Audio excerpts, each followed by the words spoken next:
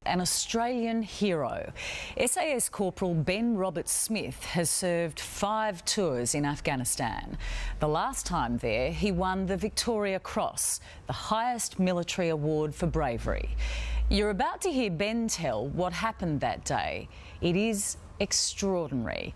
Not just what he did, but what his mates did as well. When outgunned and outnumbered, they beat impossible odds to defeat a massive Taliban attack. You're about to meet a man who believes freedom and family are worth fighting for. Here's Ben Roberts-Smith with Mike Willesee.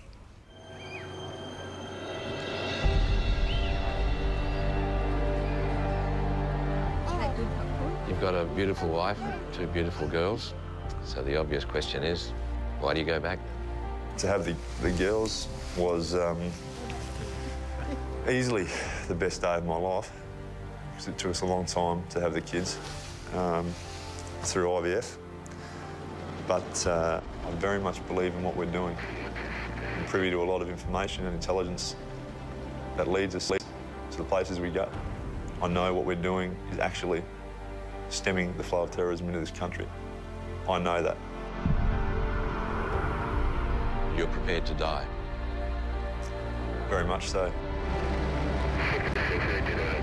We kicked the hornet's nest when we got in there. 1, 2, 3! We were certainly outpositioned and outgunned. It was pretty apparent that it wasn't a typical mission. Threw a grenade over the wall into the compound. One burst could have killed all 3 of us.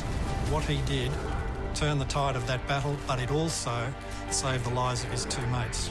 I wasn't going to sit there and do nothing and just watch my mates die. He's the most highly decorated soldier in the Australian Defence Force today. He's somebody who's done something remarkable. Ben? You know, who dares wins.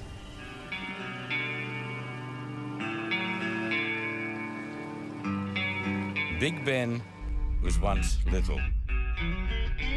A Perth boy who at 17 joined the army. 8 years later, Ben Roberts-Smith set his sights on entering the SAS, the toughest, fittest and smartest soldiers in the military.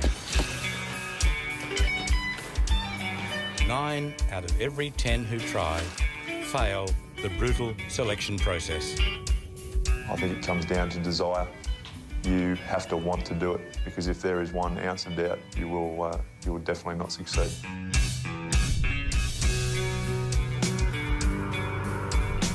You are the elite of the elite. It's a way of putting it, yeah.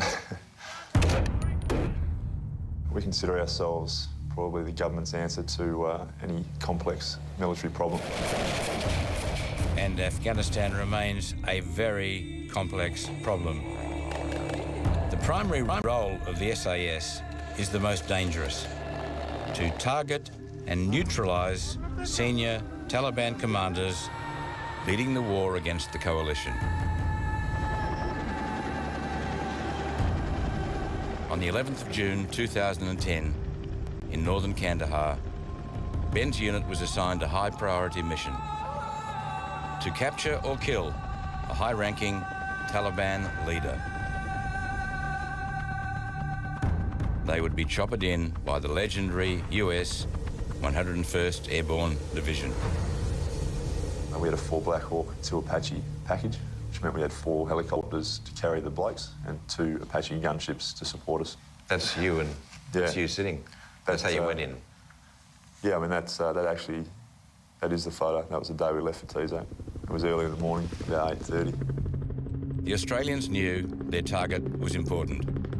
What they didn't know was that he'd come to meet 10 other senior commanders who were protected by over 100 battle-hardened and well-armed militia. So we started to circle the target and immediately started to take fire from the high ground. Ben watched as 50 metres below, one of the Taliban aimed a rocket-propelled grenade, or RPG, at the Black Hawk he was in. The surgeon was able to get the rocket away. The pilot was able to do a minor evasive manoeuvre. The rocket basically went straight underneath the airframe So that's probably the most vulnerable actually I felt all day, because you're not in control. The American pilots did a pretty impressive job, showed a lot of courage. Ben saw an RPG go under his feet. He was sitting just outside the chopper. Yes. I understand there were plenty of RPGs fired at you that day. Yes, there was. There was quite a few RPGs shot at us. They can smile now, but at Fort Campbell, Kentucky, the US pilots say the incoming rockets and bullets were like nothing they'd ever experienced. We were taking pretty effective machine gun fire, and we got hit, and the round came right through the cockpit between my feet. I thought that was it.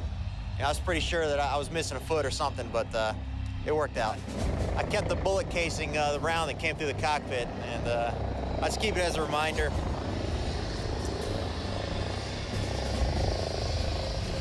That was it. That's as close as you can go.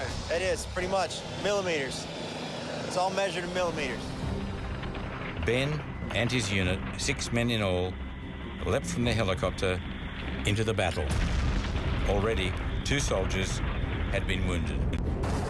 We didn't realise what we'd come up against, and in the end it was, you know, basically 4-to-1 odds, and we were certainly outpositioned and outgunned.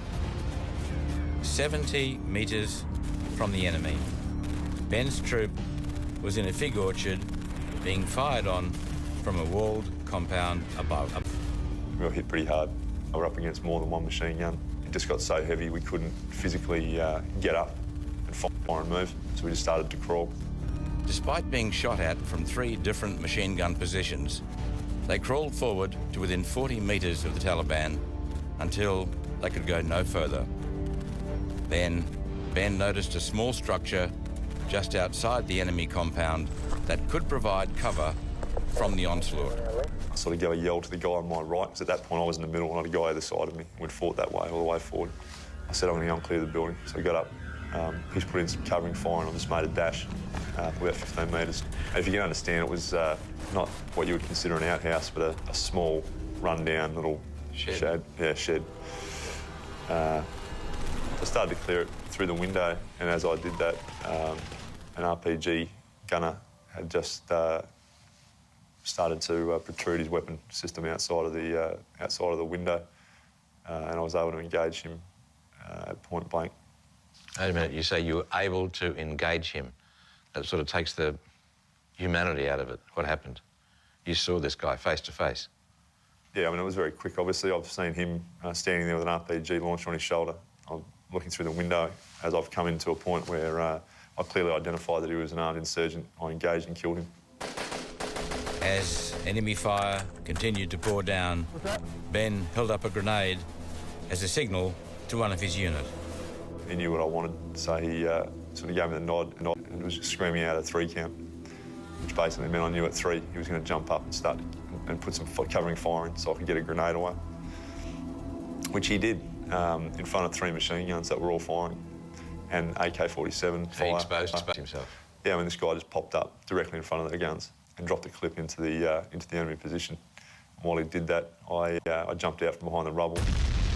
But Ben's grenade had little effect, and his unit was still in deadly danger, still pinned down by the withering machine gun fire aimed directly at them. When you're pushing your face into the dirt, which isn't doing anything, it's not helping you in any way, but it makes you feel better. That's when you know you're taking some rounds. So they were taking a lot of fire. You know, and it just came down to that, the point that someone had to do something. You know, I wasn't going to sit there and do nothing and just watch my mates die. I'd rather that be me than have to go home and face their families if they died. So I just ran at the wall. In the face of 2 machine guns firing and some AK-47s. Yeah. Seemed like a good plan at the time. Got to the wall, engaged the first machine gunner. So I engaged him, killed him, continued along the wall a couple of metres, hit the next one. You killed him, you took out 2 machine guns. Yep. Of course, Ben didn't know it then, but this bravery, his courage, would earn him the Victoria Cross. It saved the lives of his mates, and he knew he had to do that. But the other thing, it regained the initiative. It turned the tide of that action and enabled the momentum, which is essential in any attack, to keep going. With Ben drawing fire away from his unit, his patrol commander hurled a grenade and silenced the 3rd machine gun. The fighting would continue for another 7 hours. That was the start of what then turned out to be a fight that went all day. And we killed 22 insurgents, captured 5 PK machine guns in an area that was 200 metres wide. And that, to me, just quantifies the excellent leadership that was shown by those guys. They were more than up for it. The fighting that they did, and utter disregard for their own safety, because that's what we do. You know, who dares wins. You went very close to being killed that day. Quite a few times. As did everyone. In a situation like that, is killing like winning? No. Killing isn't winning. Winning is achieving your objective and bringing everybody home alive. If you have one person killed, if we'd have lost one bloke that day,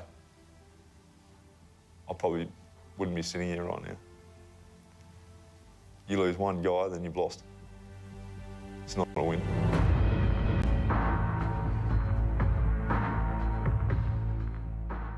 Ben Roberts-Smith's bravery is legendary, but even a hero can have a hero. Ben's was fellow SAS soldier and close mate Sergeant Matthew Locke, who won the prestigious Medal for Gallantry in 2006, but was killed by the Taliban the next year. In part 2 of Mike Willis's exclusive report, you'll hear what mateship and family mean to Ben. They shall grow not old, as we who are left grow old. Age shall not weary them, nor the years condemn. Everyone loves the term digger because of what it represents. And people, you know, they can relate to that in everyday life because it's about looking after your mates, doing the right thing. You know, you work hard for what you've got, nothing's free.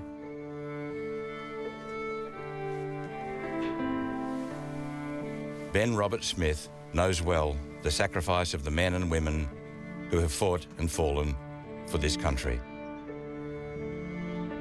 You're reading those names, you equate them to the boys back home because the names are the same. You know, there's the Smiths, the Joneses, you know, the Gardners, and they're all people that you work with now. At the going down of the sun and in the morning, we will remember them. We're all very proud of your achievement. Thanks very much, mate. Very pleased to be here. It's about honouring them, and that's how we do it as soldiers. You know, the most professional job we can do, to the best of our ability, always 100%. In 2006, Sergeant Matthew Locke was killed by a Taliban sniper in Afghanistan, leaving behind his wife Lee and young son Keegan. Matthew was Ben's friend and second in command of their patrol. They won the Medal for Gallantry together. Ben was about to go on leave when he last saw his mate. You know, it was like it always is, you know, boys having a laugh, taking the piss out of each other. But I just remember, you know, like you always do, I just said, hey, don't do anything I wouldn't do. You know, it was a bit of a laugh, because you're always trying to outdo each other. And then I left. I met up with my wife and we went to Thailand for a holiday. It was the last day, 10 days later. I just got back to Perth Airport and stepped off the plane and heard it on the car radio.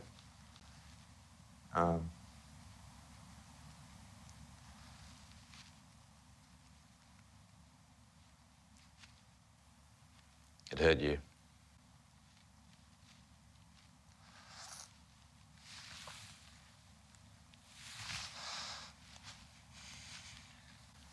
it also motivate you? Yeah.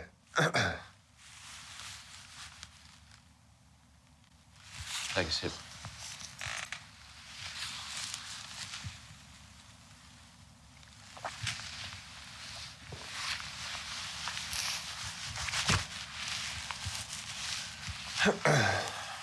Ben, I wasn't trying to make you emotional, but you're more than just a professional soldier. You're a man. And he was a great mate.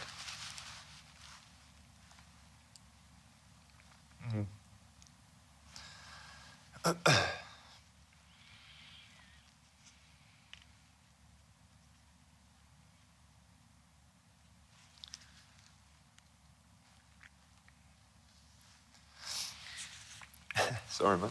No, it's cool, mate. It's really... It's you. And it's important. Matthew Locke is a great example of the mateship, you know. I mean, you've got a great mateship thing with all the guys you work with, and I picked one that was special to you. How important is mateship? It makes a massive difference to you when you're actually fighting with people that you, one, really care about, and two, really respect. And that's why I think, you know, I get awarded something like a Victoria Cross. It's hard to wear amongst the calibre of men that I work with, because, you know, there's a lot of people that don't get recognised that have done some pretty amazing things. I think a lot of people don't understand that you have the opportunity to accept or reject the Victoria Cross. That's right. So when you were faced with that decision, what did you do? Look, it took me about an hour talking to the Chief of Army at the time. They stitched me up and told me I was going to a Defence Housing meeting and the Chief of Army was waiting in a hotel room with a letter from you know, the Queen, so it did come as a little bit of a shock. You know, I didn't, no one thinks that'll ever happen to them, so it's a little bit overwhelming. And my initial concern was, well, you know, if I take it, what does that mean? Do I have to stop being a soldier? So I said to the Chief, look, much like Mark Donaldson had done, as long as I can still go back, I'm happy to accept it.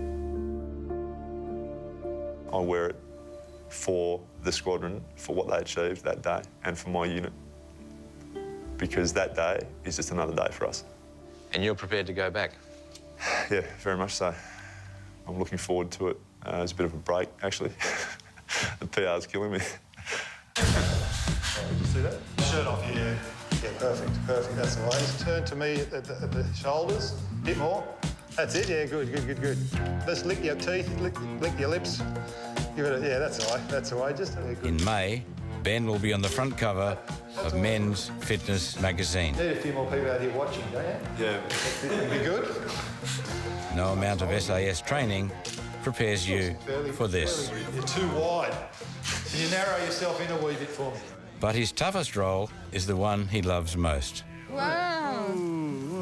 Bravo. Bravo. As husband to Emma and father to twins Eve and Elizabeth, now 18 months old. And to have the girls was easily the best day of my life. It took us a long time to have the kids. When you come back from operation, you literally flick the switch and you go back. So within the space of, you know, 2 days, you're back at home, sitting at the table, having dinner with your family, and then 2 weeks later, you're deployed to a new theatre. It's a wide camp, and I will this year. I will go back. Why is it important? It's important because it needs to be done. You're prepared to die? Very much so. And I only say that, I don't mean that in a, you know, a theatrical sense or, you know, I'm not being silly about it. I know what we're doing is actually stemming the flow of terrorism into this country. I know that. So for me and for everyone at my unit, if that was to happen, as with Matt, it isn't, we don't consider it, you know, a waste, as some people say, or that it was fruitless. It serves a purpose. And if I go away and I was to get killed on the next trip, and that was the way that my life was meant to play out, you know, then so be it. At least I've done it serving my country and making this country that we love, all of us, a better place for our children. You see a direct relationship between what you do and making us safer. Certainly. Definitely. Thanks, Ben. Pleasure. It was great, mate. Thank you. Thanks, Mark. What a man. Corporal Ben Robert Smith, VC, with Mike Willisey.